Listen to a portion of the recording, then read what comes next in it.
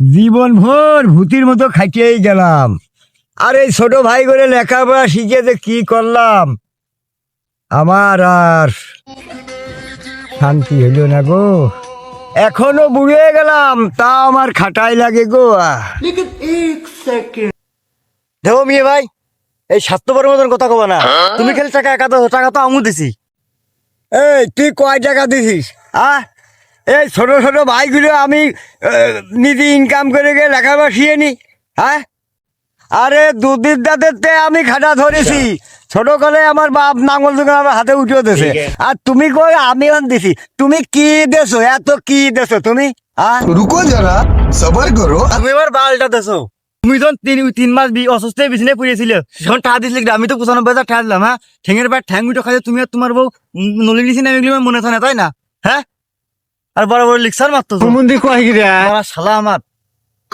এই শালা, তুই 95,000 টাকা দিছি।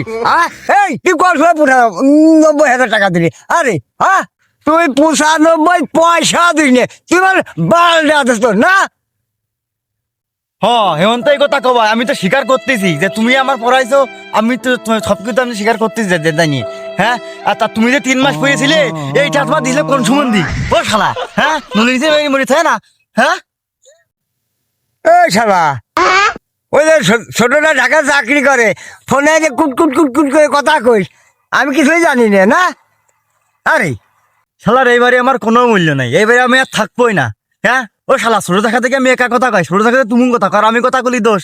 হ্যাঁ, আমার কি আর সেই বয়স আছে রে? এই জমিটুক খাইয়ে খুঁজে যা চাষবাস করে ঢাকার ওই ছোট শালা আছে, ওই ভাগ নিয়ে যায়। আরে ওই ছোট শালার জন্য তো নেটা, নাহলে তোরা আমার মধ্যে নেটা হবে কি করতি? হ্যাঁ, ওই শালা ঢাকাতে এক এক কথা কবি আর নেটা বাঁধবি। দে ভাই একটা বিড়ি দে। नो नो नो नो लेकिन ये साला कर क्या रहा है यहाँ पे?